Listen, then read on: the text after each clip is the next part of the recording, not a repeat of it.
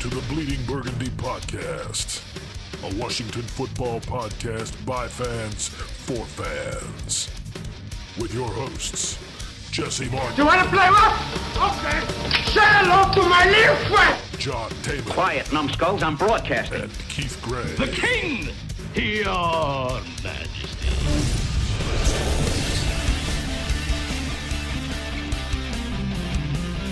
And now here's your host, Jesse Martin. Oh, that's right.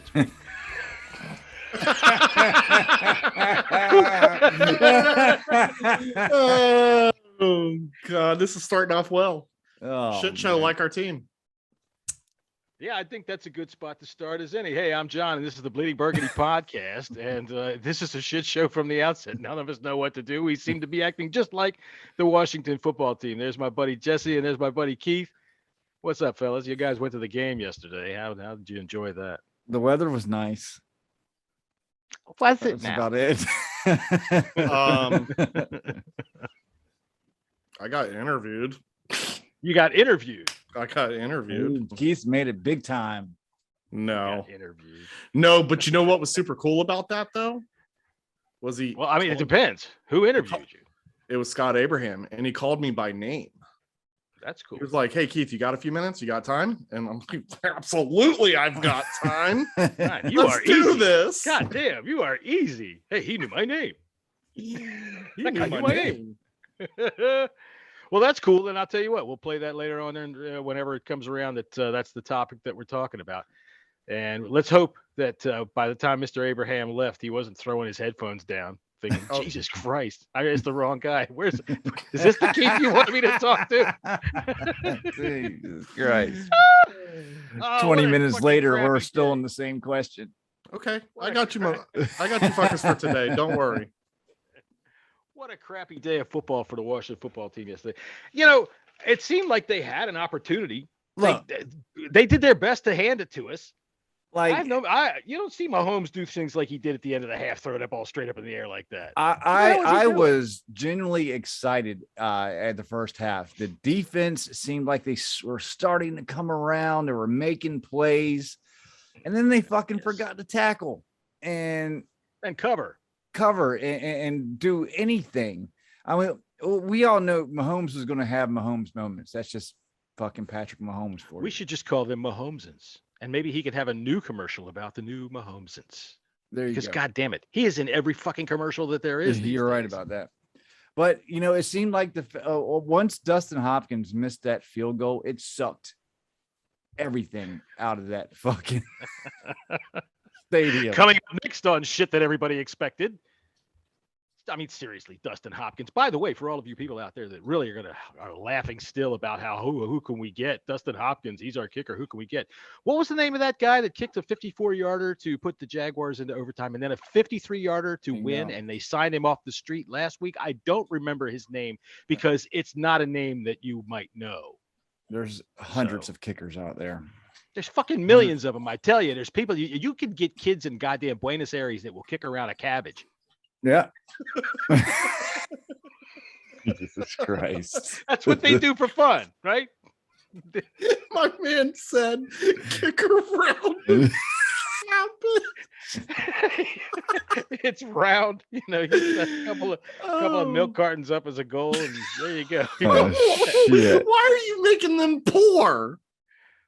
Well, I mean, for God's sakes, I'm just putting out the point there that the majority of the world is poor, and that they all like to kick a ball. They'll use anything that they can find. You said cabbage. Well, I didn't want to say dead rat or something like that. You know, Oh. cabbage. Even poor people have cabbages. We are all off the subject here. This is a kind of how shit show. I guarantee you. Excuse me, I'm reading directly from Washington's game plan yesterday. Oh, let's go, Oh. boys.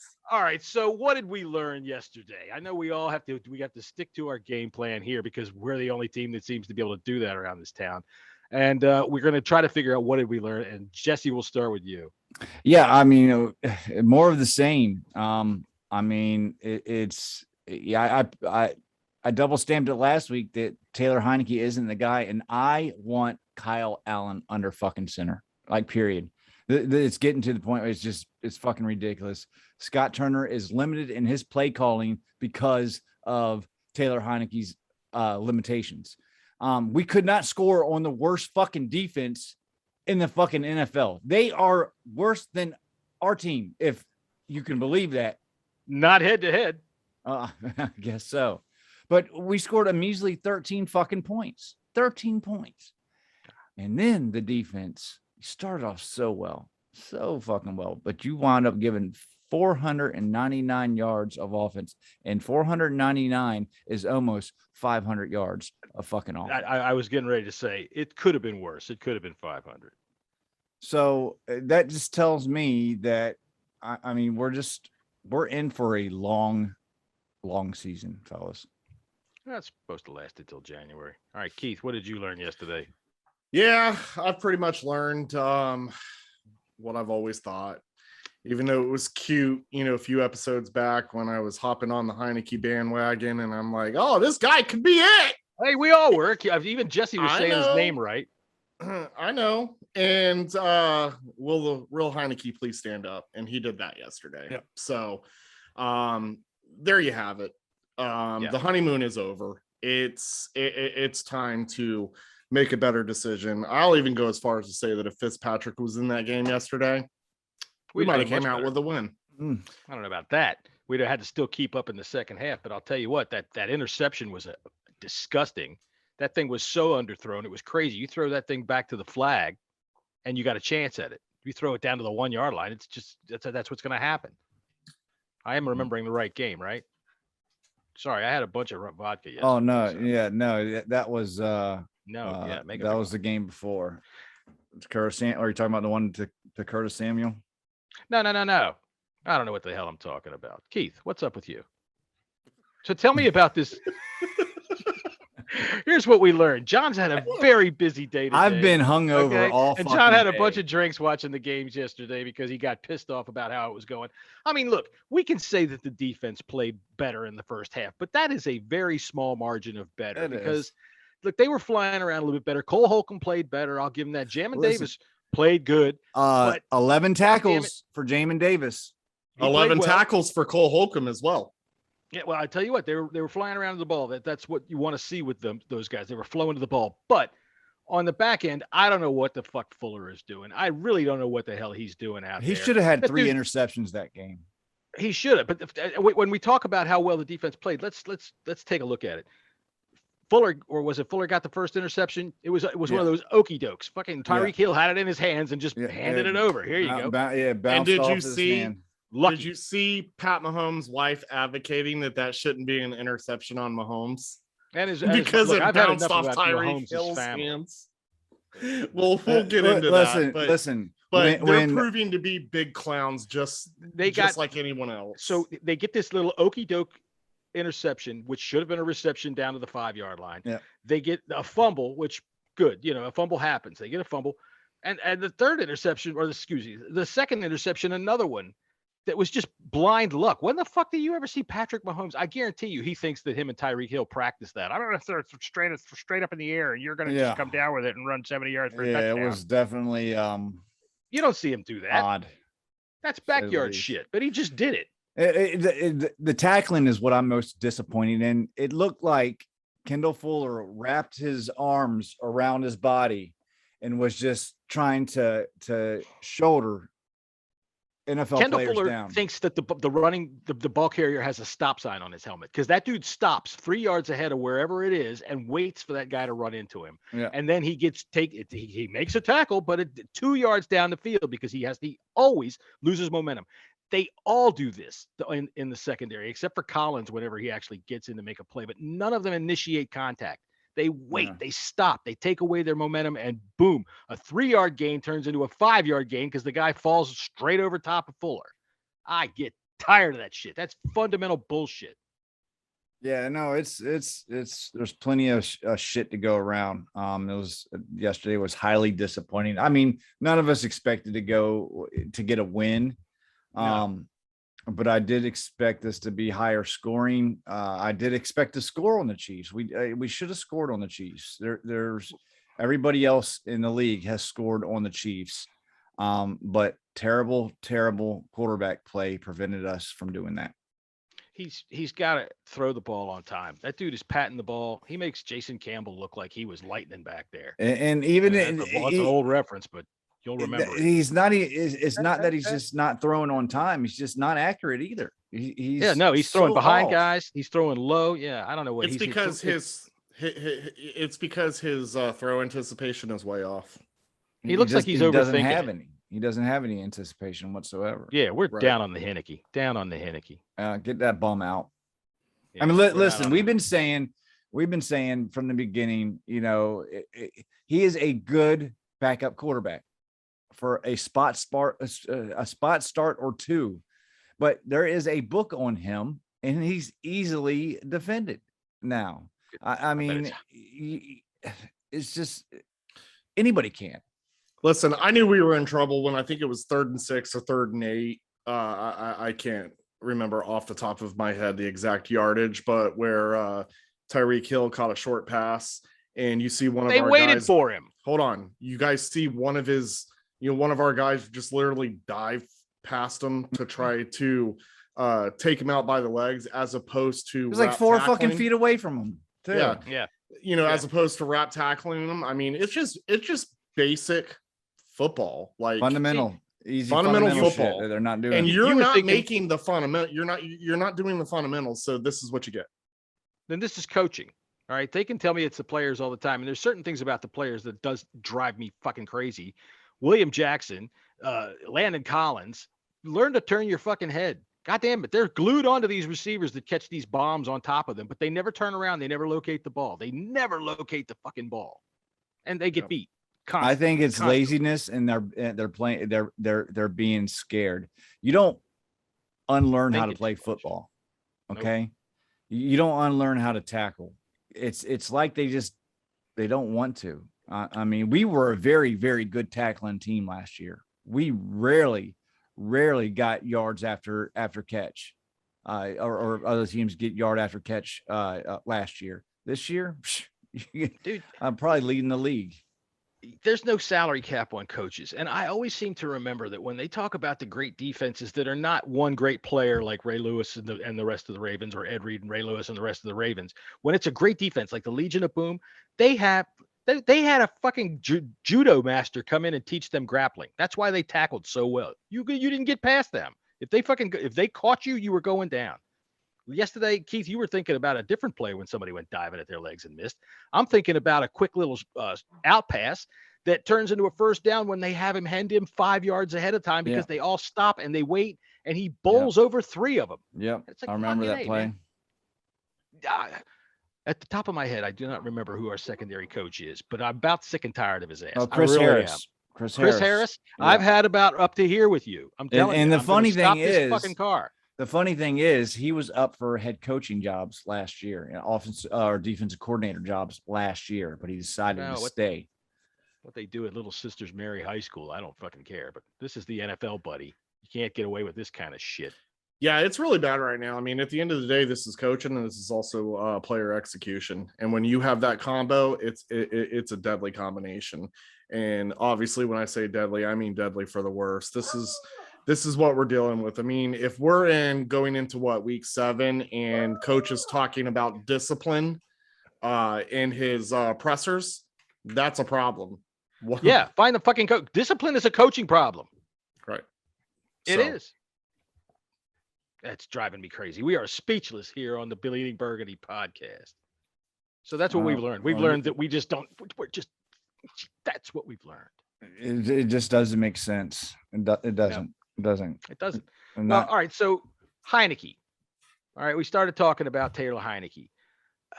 We know he's not the guy, and it's pretty apparent that he's not the guy, and he's not going to be the guy. You say you're ready for Kyle Allen. Hell yes. When does I'm ready for Kyle Allen. I'm telling you right now, I think you're probably right. He's got more zip on the ball. Yeah, he's got an NFL arm, and listen, we saw him in limited action last year, and yes, he did win he won us one game, I believe, didn't he?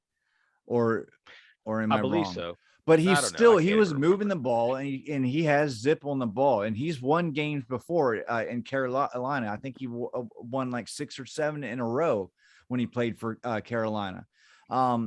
It's time for him to come in, and let's see what he can do until Fitzpatrick is 100% healthy. And for what I understand, a report that I heard yesterday that Fitzpatrick can be back on the practice field on week 7. So upcoming this week. I mean, he's not going to play, but he could definitely be back ready to go by the time our bye is over with.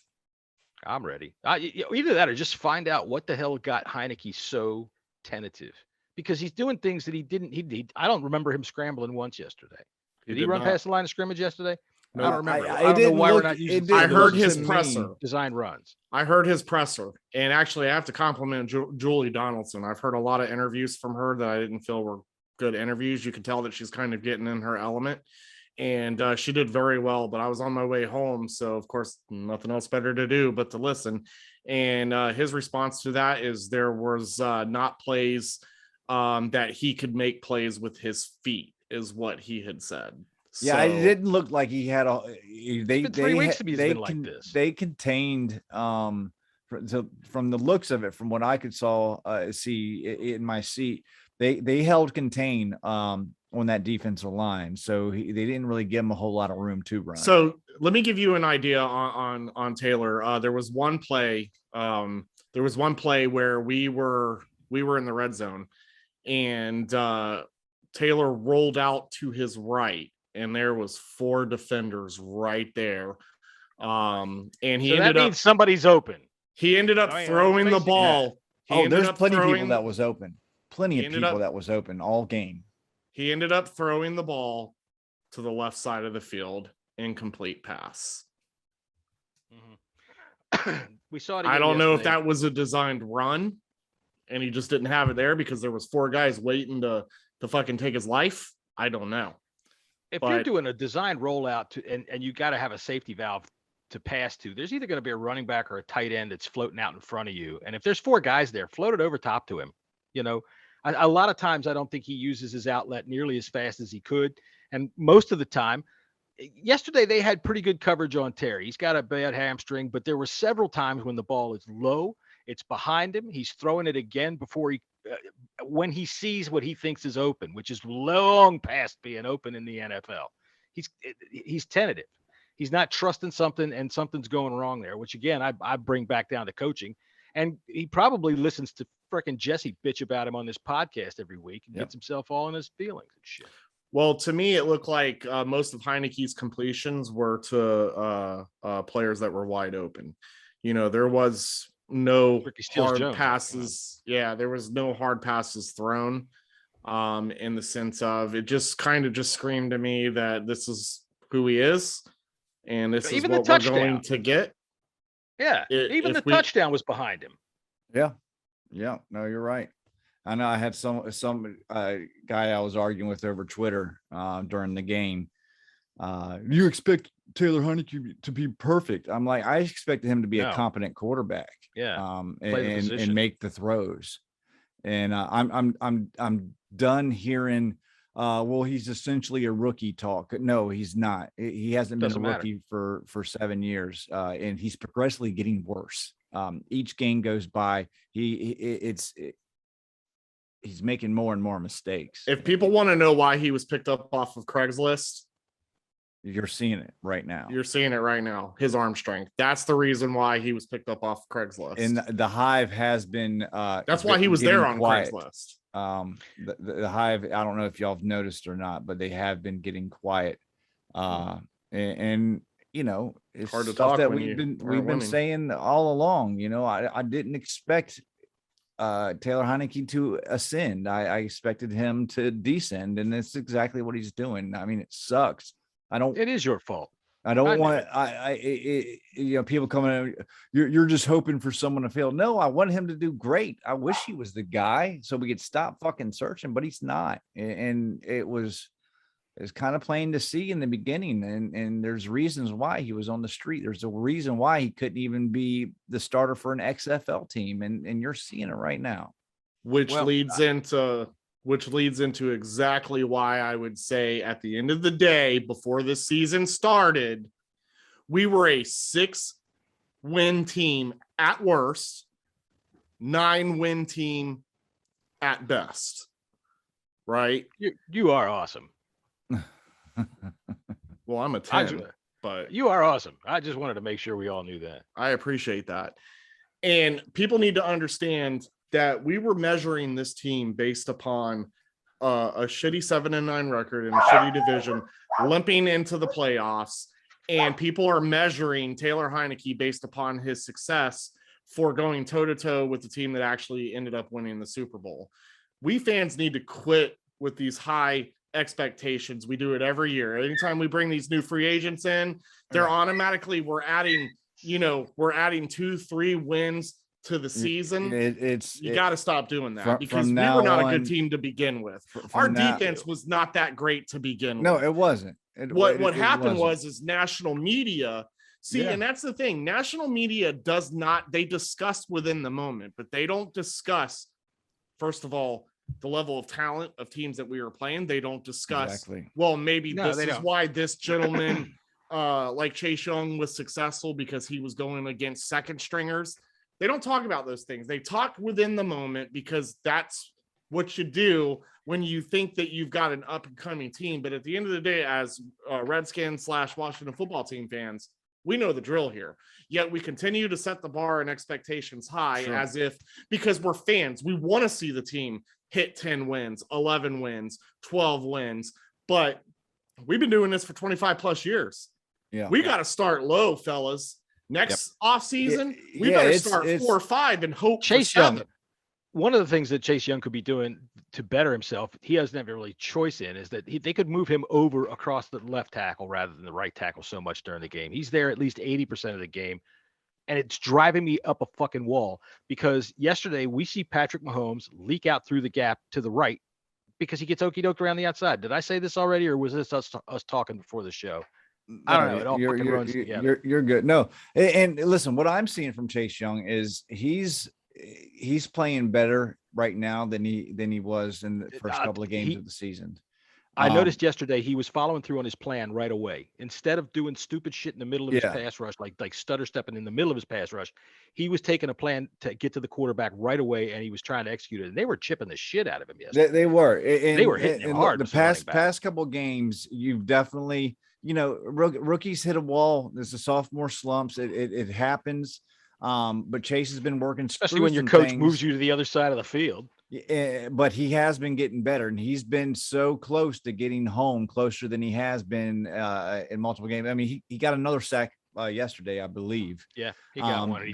But he's definitely getting the disruption, and he's doing his job. I mean, he's probably not going to get double-digit sacks unless they start coming in bunches. But I'm more disappointed right now in Montez Sweat. He's on the opposite side too. Yeah, and he's just not fair. Something I don't know if it's something he's not getting near as close as Chase Young to getting home. And they should be meeting at the quarterback, and they haven't been. So that's maybe he's got an injury. I don't know. Maybe they're asking him to play off a little bit, like Jack Del Rio did with John Allen last week against the Saints. But something's going on where I figured I thought Montez was going to have more sacks this year than Chase. Anyways, I thought more attention was going to go into to Chase Young, but. He's got 2 or 3 on the year, and he hasn't really been close. He hasn't been close. Am I wrong in what I keep thinking that I see is that they are on opposite sides that they were used to last year? All I see from Montez Sweat is him rushing from the right side all the time. Last year, getting his hands up in the quarterback's face and batting down passes. You see Chase Young coming from the left side, quarterback's blind side. And now they're opposite. And I know that folks think that's just the other side of the field, but the whole thing is different from where you put your feet, the first fucking moves of your footwork to how you're trying to get leverage. It's all different. That's another thing too. I rarely ever see a hand go up to bat passes down. We did that so well last year. You got the longest arms on the field on the other side. I don't see it. I don't see it this year. I don't know why it's not happening. Keith, you got an idea? Last year, quite a bit. I have no idea, but again, listening to Chase Young's interview, to pull out a quote, he had said it's gut check time. Bro, stop it. Good. It was gut check time week 4. That's gut check time.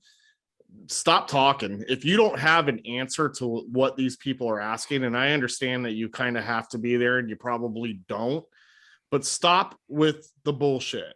Okay. Yeah. I don't want to hear it. Okay. It's the same shit every year when things aren't going well.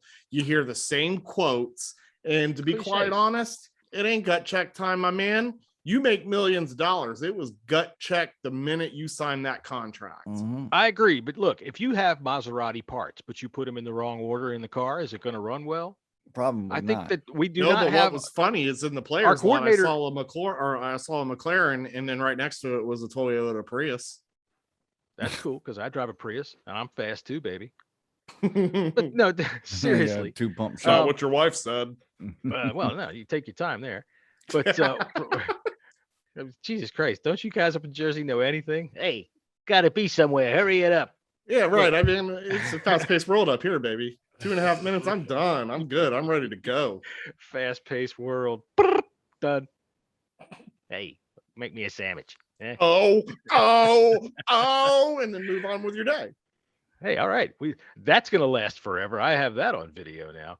Now I've lost my complete train of thought. No, I'm dead serious. I think that we've got Jack Del Rio specifically has rebuilt something that wasn't broken. He's taken the parts and he's put them in the wrong places. We've said it again and again and again, and the same players keep coming up empty. We keep asking about the same things, and there are clear differences.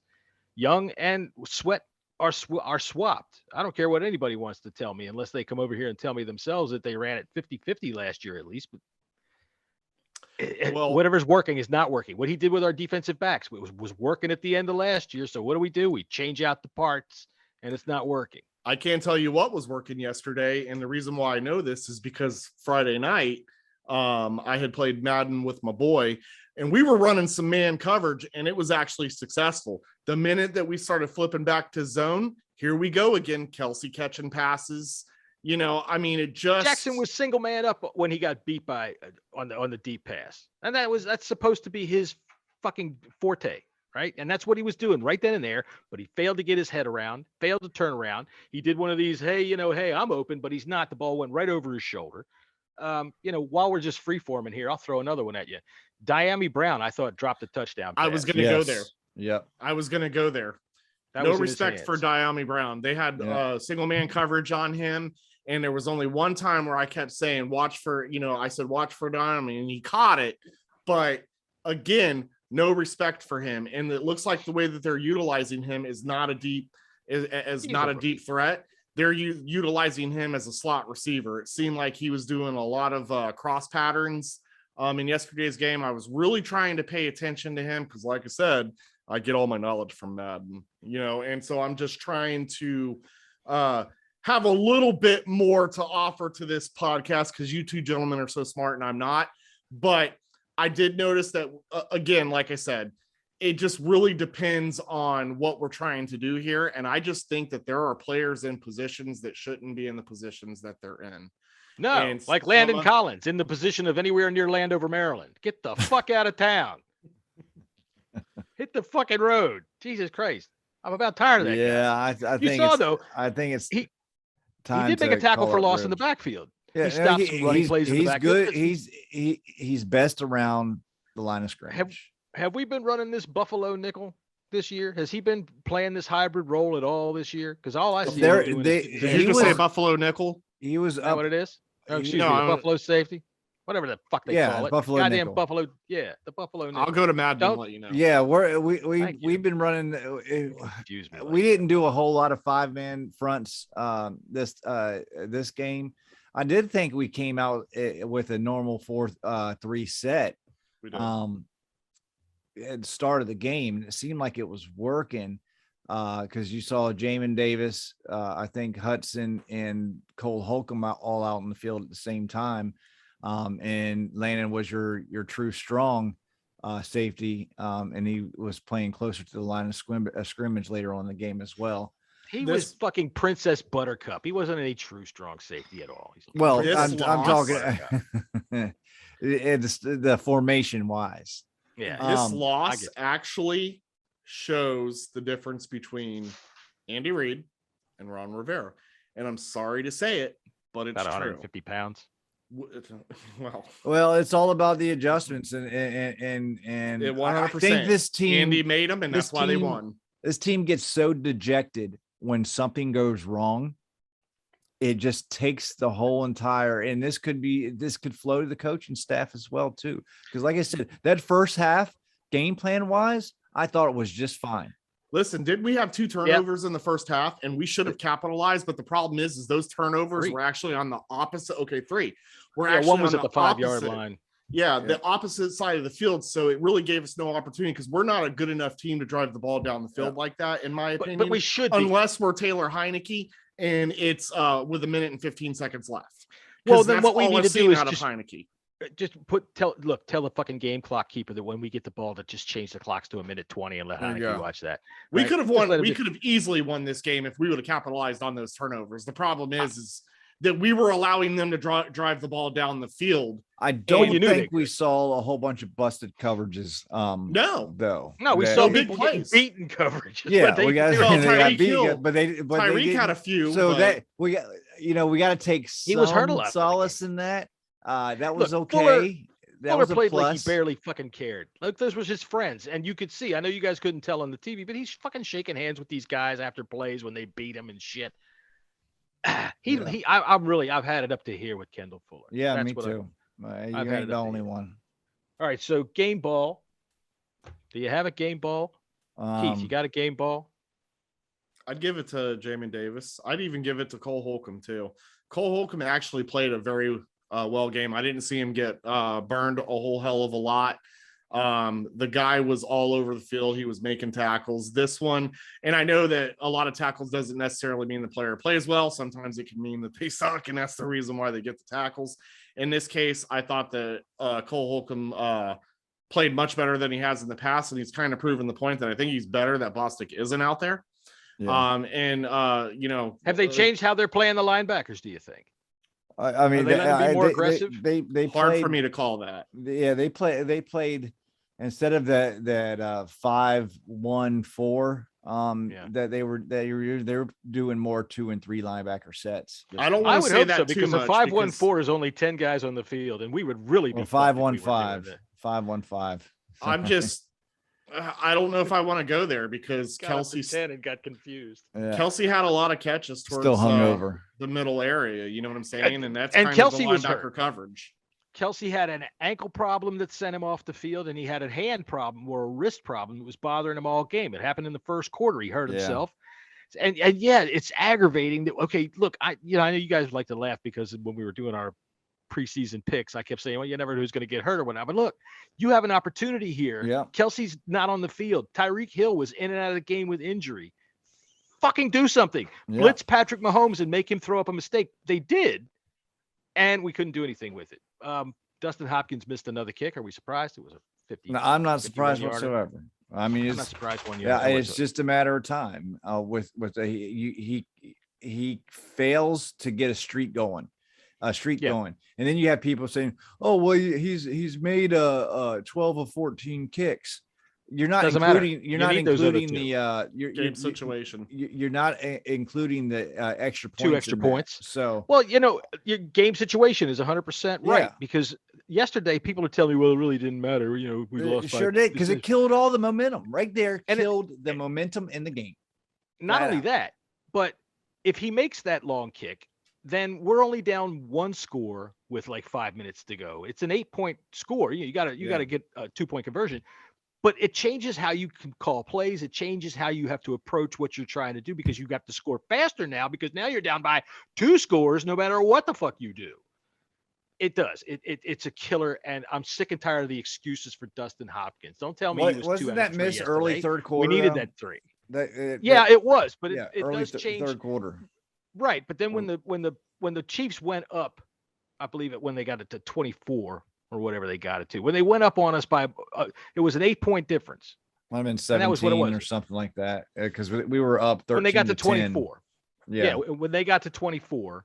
So that was an 8-point difference, and that's a 1-score game, and not a 2-score game, which is whatever it was ended up being. I don't know. I'm probably not making any sense because I don't fucking care. I'm fucking fed up. I was pretty all the time. I was fishnicked by the third quarter. At the end of the third quarter, I was Jesse was out by the middle of the fourth. I was double fisting. I look over, his seats were empty. So the fuck happened to Jesse? Yeah, motherfucker can't even say bye. I was fucking pissed. I was pissed. Well, Gibson got injured. I mean, he's playing through a lot of problems, I think. Like we were talking about last week, he's dinged up in these shin splints. He got put down in the first quarter and never really got back to speed, I thought. He's got a stress fracture in his shin. Yeah. He's got them little, it's nasty what he's got going on down there. You know why attendance is low? Because motherfuckers don't sit down. Sometimes when there ain't shit going on in the game, have seat etiquette and sit the fuck down. There was a guy, I had to look at the back of a guy's flannel fucking shirt all game. It'd be a timeout. Bro, sit the fuck down. How about that? The problem was you sat in the gay lumberjack section. What?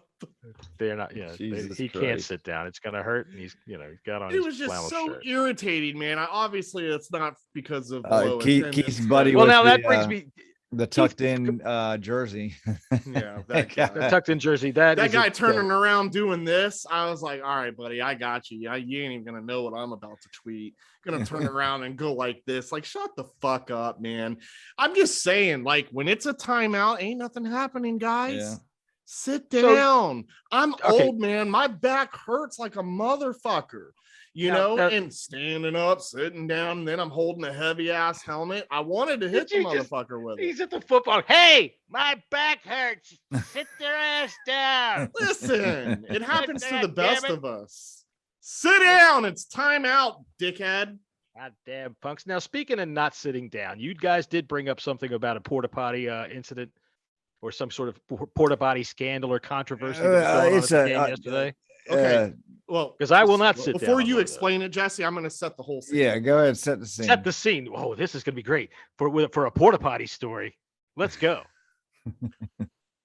So, people, as fingers per usual, are bitching and complaining about the ceremony. More could have been done and this and that. We'll get more into that, right? Whatever. Nobody ever liked so everyone was looking for perfection in this situation, and people were legitimately looking for a reason to hate on this situation. So pictures were going out on Twitter, and one of it just happens to be a porta potty being in the picture. So Jesse, take it away, sir. Okay, the thing about porta potties is they are in a fixed location. They do not move. Okay, they are there for the entire fucking season. It's under contract. Okay, you would hope so. You don't have a dolly or a loader that you can just drive on and rip up. They're all connected together, so it is impossible to move them without the right equipment. So get the fuck over it. It's a picture. That's where the street sign is located. Okay, pointing that way. It's unfortunate that the porta potties are in a took the picture location. That's where they're at. They took the picture there. They didn't have to take the picture there. Who took a picture there? I haven't seen this family. Sean Taylor's family. They put him in front of the porta potties. Well, the Sean Taylor drive, the sign, it's right there. I mean, there's nothing that can be done with that. So stop fucking bitching about it. There's nothing that could have been done about that. And I guarantee you the Sean Taylor family didn't see that and be like, whoa, this is really dishonoring, our so father, stupid. husband, brother. So and he pissed and he probably threw up once in a while. He used those things. I mean, it's people are just bitching to bitch about he definitely something. threw up in those. Oh no, I would not throw up in one of those. I would walk behind it and throw up. There's no fucking way I'm putting my head in here. Get some backsplash. I ain't putting my head. I'll just puke in it and go on. He probably pukes all over the goddamn. That's what I'm saying. Like, fucking Christ. Fuck it. Is there a Wendy's nearby, sir? Hey, porta potty. Quick story. Of course, yes. Let's go. Quick story. Not football related. Does it involve white pants and a porta potty? No. Okay. No, but my wife, we decided that we were gonna do some hiking. No, you're gonna get in trouble, dude. You're gonna tell a wife porta johns. Yeah. Well, so my wife is like, she's not a bug person at all, never has been, and in fact, she chose our house because there's no trees around. So, anyways, we go to PA. PA is very good with hiking, biking, canoeing, all that bullshit that I never do because it exerts energy. But one time I decided, okay, this will be, good, work on our marriage. So my wife sits on a porta potty, comes out. All you hear is, ah! She comes running out, barely has her clothes even on. And a spider was crawling on her butt cheeks. Oh, nice. Yeah. So the reason for this story, folks, is when you use the porta potty, please check to make sure that there's no spiders. No, hover. Remove the problem before it can even start. You do the hover. Yeah. You're in a porta potty in the middle of the fucking woods. If you end up squirting it all over the back of the seat, who gives a shit? I don't know, bro. I'm sitting. Listen, I'm all about comfort. I'm sitting on the seat and I'll just clean my butt. I'll clean my butt cheeks later. It's not even a matter of cleaning your butt cheeks. There's things that's down there in that mess that's just reaching up for your balls, and they don't even need. The ass goblin. They can infect you from down there. There's microbes that crawl up your pee hole while you're down there. Sir, listen, it's fine. I've done worse in life. I'm not worried about sitting on a I'm not worried about pee on my butt cheeks. I'm sorry. I'll clean my butt later. It's not even about that. I mean, Well, we took this to a whole new level. I'll tell you this: if you're sitting on the porta potty, you better be washing your feet when you get home. None of this bullshit about the soap's just going to run down that day. You got to take extra special care. Listen, stop it. I wonder why there's pandemics that run across this I mow the grass bare feet. I don't care about scrubbing feet. People are ridiculous. Yeah. All right. So to go back to the whole picture thing, Jesse got tired of it. The soap trickles down, my friend. That's it. Go ahead, Jesse. Just fucking wash your goddamn feet. Do you need a loofah? I got a loofah you can borrow. Listen, I use your loofah, asshole. Look, there's only one kind of spider that I know of that hangs out in the porta potty in Pennsylvania. People are just trying to pile on all the shit that's been happening in Ashburn, and so they're finding new reasons or new things, no matter how small it is, to bitch about and complain about. And it's unfortunate. What was your take on the ceremony, Jesse?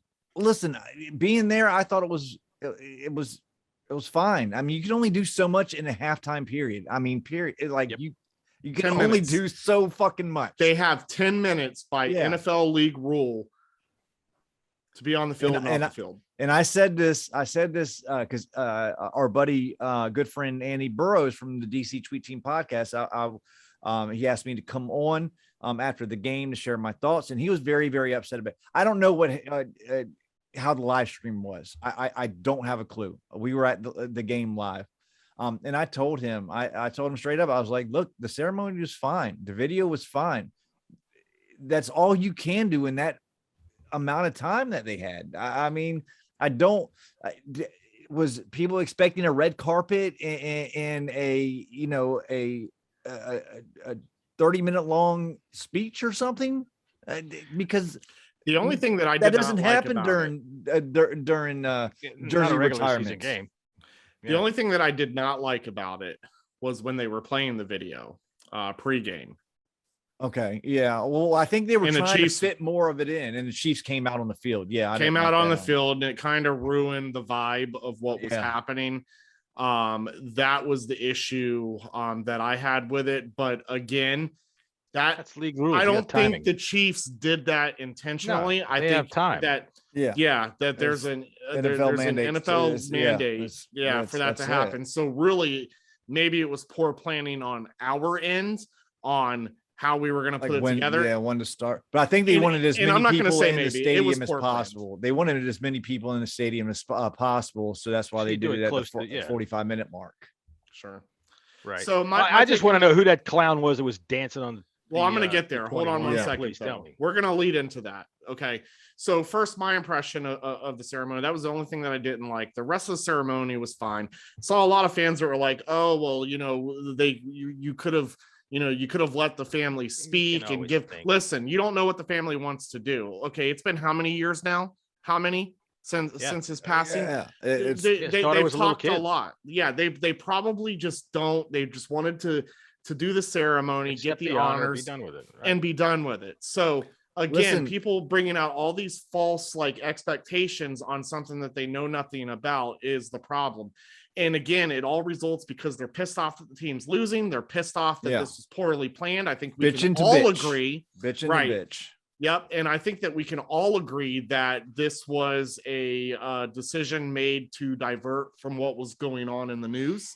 Okay. Maybe. I think so. But the ceremony itself, there was nothing wrong with it. But hold on. Go ahead, John. I was just saying, there's the thing about some of these the alumni players that have been saying that they've known for weeks.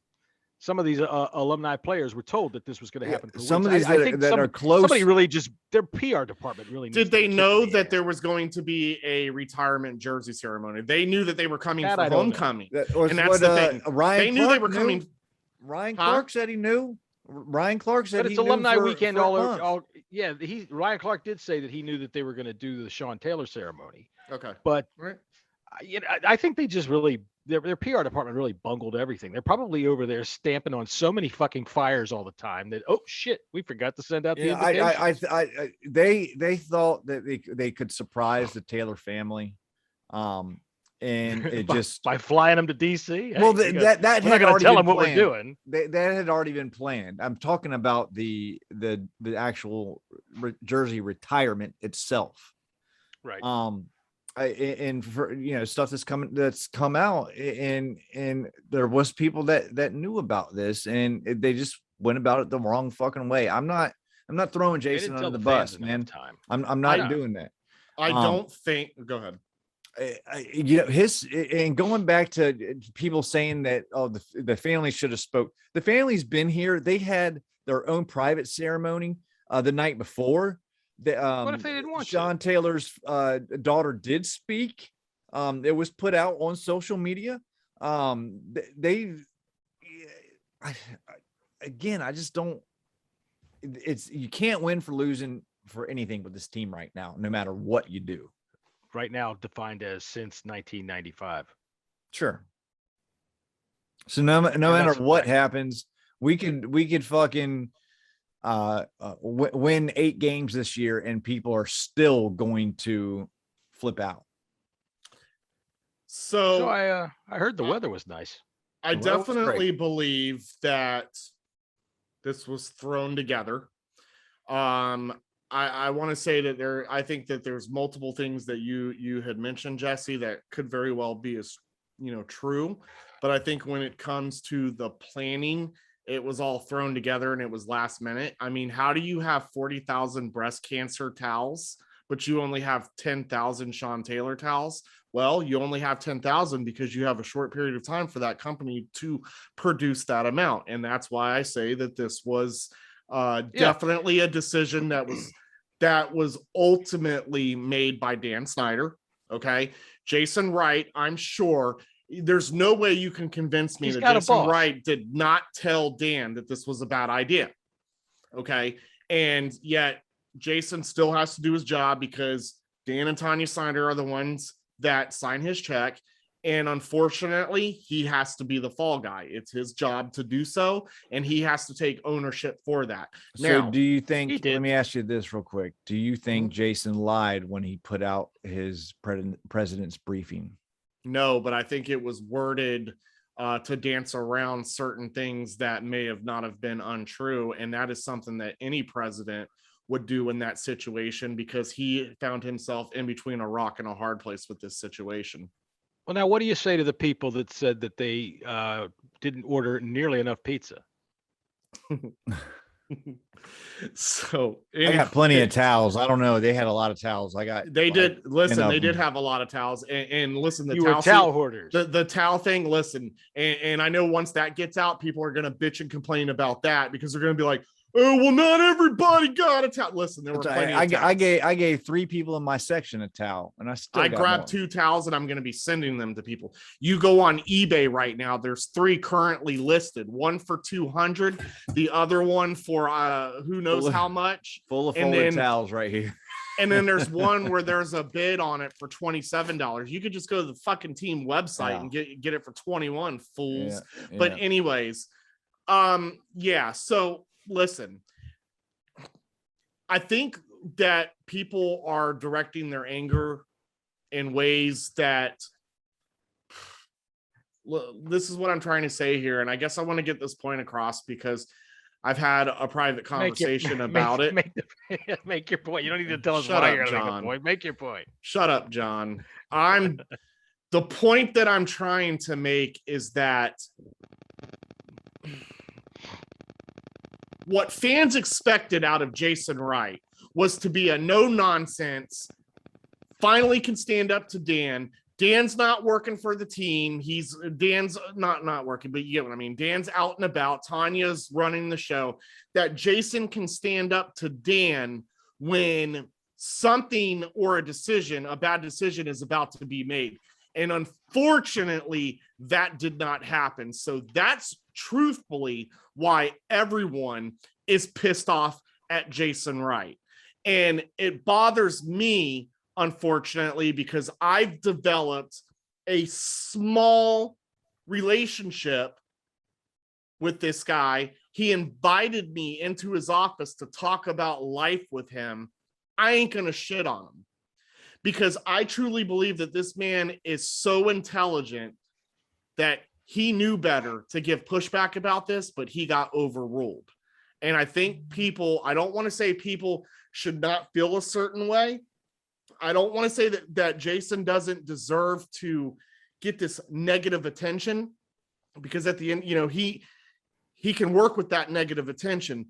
But the things that I was reading with them, what they were saying about that man, I can't get down with. And you're not going to catch me doing it because at the end of the day, this is Dan's show. And if people are just now realizing this, then we're crazy. But where fans are mad is because we thought Jason would be the guy to be able to say, hey, Dan, nah, let's not do that. And Dan go, okay, Jason, you're the team president. But that's not how this works.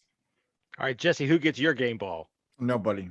No one deserves a game ball. I'm not even trying to be funny. I don't think anybody deserves one. I mean, I understand Keith giving Jamin Davis and Cole Holcomb one.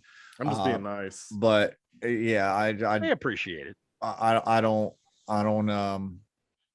no, nothing. Fuck them. Well, you took mine because I wasn't going to give anybody to anybody. I wasn't going to give them to anybody. Yeah, I will say this. I'm going to give a game ball to Dustin Hopkins, and I hope it's the one that he missed the big kick with because I want to use it to stick right up his ass. So there. Okay, so who gets goat balls? All right, Keith, who's getting your goat ball? The whole team. The whole team. Staff. Give it to them all. Goat ball can go to Jason Wright, can go to Dan Snyder, can go to the whole organization because this was an awful week. They can all have it. And listen, I love Jason, but we all got to get goat balls somewhere or another. So yeah, I agree with Keith. But I'm going to go off the wall here. Obviously Taylor Heineke gets one because he sucks, but I'm going to give one to Terry McLaurin. He was hurt. Okay, well, there's a couple passes that hit him right in the hands that he could have caught. Yes, they were off the mark, but those passes, those are caught at 99.9% of the time by Terry. You're McLaurin. A wide receiver one. You got to. And I hate doing that because he's the best player on the team right now. But like you said, sometimes you got to though. Yeah, I'm going to go that way. I know there was one drop that he had that was a bad drop that he should not have dropped. It was real bad. And that was probably the worst drop I've ever seen him when we were looking. It was that play. Yeah. And we needed that too. I think that was on third down too.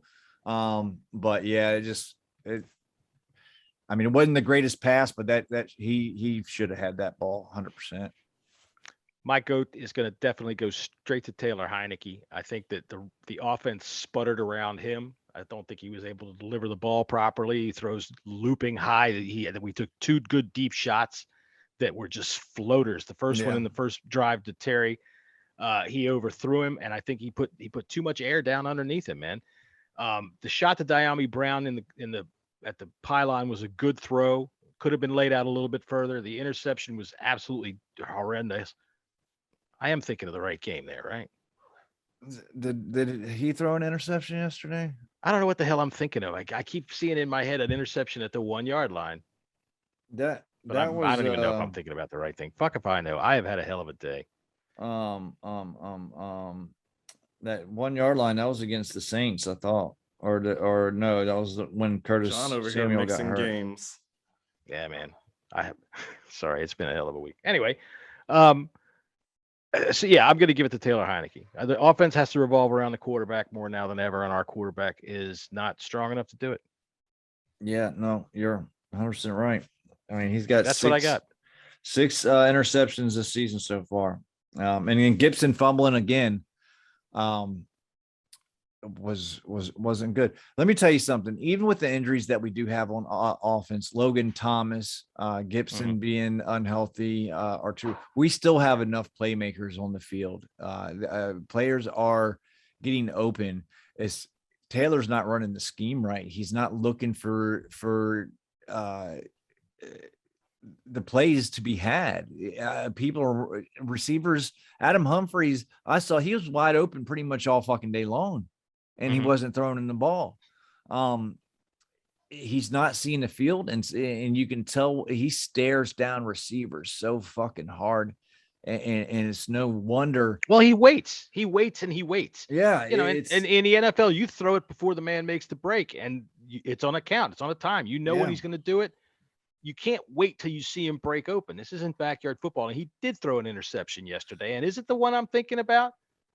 It was a shot up the sidelines. Yeah, it was a shot up the sidelines where the guy picked it off at the pylon. And I was screaming and yelling that if he throws that to the goddamn corner, then he's got a much better shot at it. But I don't even know if I'm thinking about the same goddamn thing. And whoever's listening to me right now, if you know what the hell I'm talking about, please fucking tell me, because I don't. Let's see. I'm pretty sure it was. Yeah, he had it. Yes, you're right. He had a 27.9 QBR rating yesterday. At 27.9. I'm telling you what, I could bend over and shit and have a better accuracy rating than that, a better QBR than that. And if you don't believe me, hey Jason, give me a tryout. I'll just have to be. This is the difference between Patrick Mahomes and who had a bad day. Yeah, he had a bad day. He had a 51.3 QBR. His average yards per pass was 8.4. Taylor Heineke's was 4.7. That is fucking huge. It's not how you win. That's what your average run should be. All right, I'm about tapped out unless you guys got anything else you want to talk about for this miserable fucking game.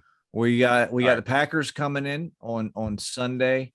Or actually, the Bears gave them a good game. So I got. Do you guys want to talk about Pat Mahomes? On the 21. Yes. Is that who that was? Yeah. So how did you get on there? Jackson Mahomes. I know what you guys are gonna do, and I would rather it end on your guys' rant than mine, because I have a different take than what a lot of people are saying about this. So when I actually realized that the 21 was there, what happened? Hello? Nothing. You're good. You're there. You're good. Oh. Can you hear us? I can hear you, but there we go. Wow, that was weird. Okay, anyways. When I first happened to notice that the 21 was there, I did notice that it was roped off, and I'm like, okay, that's probably going to be part of the presentation. However, it did not appear to be. And I saw people go in and out of it, and I was just like, I wonder what that's, what's the purpose of that? And yeah, it was a VIP section. There were people in and out of that thing, stepping on the numbers. In fact, there was when I saw that was weird, and then when I saw Cheeseman snapping the Tressway as they were kind of doing their practice punts, because that's all they really needed to practice on yesterday. Right. Cheeseman was literally all over the 21. That 21 was just designed for a VIP section. However, Pat Mahomes' brother definitely made a poor decision by dancing on it. Yeah, it looked real bad and should not have happened. But his clothes look really bad too. Yeah, he's an unpolished turd in my opinion. Yeah, so I definitely feel about the rap that you guys are about to give him is much deserved, but for the fan base who doesn't know, that wasn't supposed to be a sacred area that couldn't be walked on. That was just an area for a VIP section. Yeah, I don't have really anything awful to say about him. I mean, I think it was disgraceful, and he shouldn't have bothered with it if that's what he was going to be doing on it. You know, because especially if it seems to me, I mean, what does he do for a living? I have no idea. Probably sucks off his brother's money. That's what he looks like. That's what it looks like. So you know, you don't want the bad PR out there, I guess. But I don't know. It just left me with a bad taste. But I guess if it was being used for photo ops all day long, then like that's dancing what it was. On it's no different than posing on it. That's what it was. Because Jesse, but what is with the pink sweatsuit? Jesse was. What the fuck is that? I was looking everywhere, right? So my focus may not have been in that area. Did you happen to notice that was a part of the actual ceremony at all? No, because I was looking at the video board and they showed it, and they showed the family near it. But the family was actually out on the field when they were doing this the ceremony. was after. I think this was right before they went on. I believe it was before that they went on. Gotcha. But I didn't. I mean, I saw it on social media before the game. You know, they painted the 21 in all context. They had you know it marked off. I was like, okay, that's cool. I hope they leave it there for the rest of the season, or even always. But to me, that really pissed me off when I saw that video posted. I went apeshit. I saw that he had his DMs open, and I wrote him a nice reserved message that wasn't nice and reserved whatsoever. I thought it was disrespectful. I mean, doing like a 10-year-old kid dance on a memorial of somebody that was murdered and that is so beloved by our franchise, and to post it like that, I was hot. I was drunk when I saw that, and I'm not going to lie. So my emotions were a little bit tenfold. Sure. But I'm still pissed about it. I think it's disgusting. It's bad optics. Doesn't look good. Yeah, it's just disrespectful. And I called him an unpolished turd. What it shows is a generation that has no concern or care for things that have nothing to do with them. It shows a generation that's looking more to show out. Yeah, it's to show out in front of people. That's why you put it on TikTok. That's why, he was doing the stupid shit. But there was no true real repercussions except for the backlash that was given. But that was because I don't think people truly understand what that 21 purpose was there for and why it was roped off. They were allowed to be there, but poor choice when you're dancing on it to something that's so sacred to us. Yeah. So the uproar was definitely warranted. It's just, it was poor decision-making by a younger generation that doesn't really think about this type of stuff because, getting those likes is more important. Correct. Or pissing everybody off is more important. Just getting out there is more important. Yeah, Sean Taylor meant nothing to that guy. You know what I mean? They should have put it at midfield. It was just get rid of the NFL emblem and put 21 at midfield. I think if because he's a family member of the opposing team, that made it 10 times worse as well. It just made like he was just flinging shit on us. And I don't know if in a pink sweatsuit. You flinging shit in a pink sweatsuit. I don't know if Clinton Portis was over there doing that. I think there would be maybe not as much as the kids getting, but I mean, again, because I don't think it was clear that people knew what that purpose of that area was for, though. I don't think it makes it any better, though, because like I said, my man shouldn't have been dancing on that because he should have been. He shouldn't have been in there anyway because he's got nothing to do with our team at all. He should have been. Agreed. He should have been on the other side where he belongs. Correct. Yeah. Correct. So that's what kind of made me think he knew what he was doing. I don't know why they let anybody on there, to be honest with you. I think that's Sean's spot, man. And it's hard because it's kind of in a position in the field where, these guys, when they're, when they are doing these room on the sidelines, there's not. And when they're doing these quick practices, that's why, like, I wasn't mad at Cheeseman, for, snapping to Tress. There's just no room. That's where they have to do it. But that's when I was like, all right, if our own guys are kind of, because that rope wasn't always there either.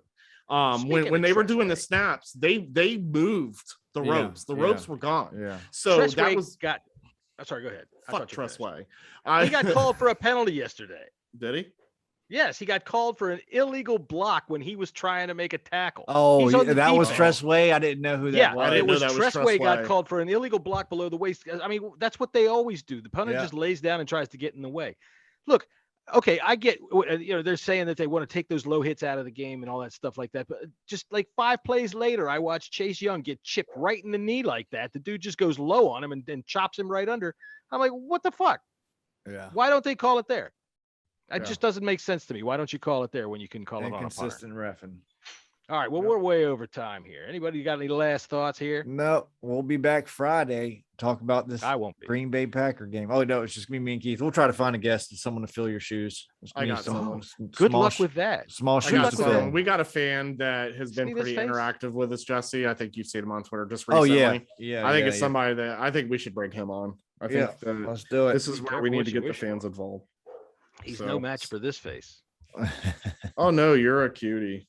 Oh, hey, don't try to make up for me. And I'm not giving you your goddamn money back. I don't care if your friends left you here or not. All right. Well, you can catch me at Jesse's24, Keith at KGSkins26, and John at Bang Radio Hour. Check out our YouTube channel, Bleeding Burgundy Podcast, and on all podcast platforms. So we'll see y'all on Friday. Hail. Not me. See you next Monday.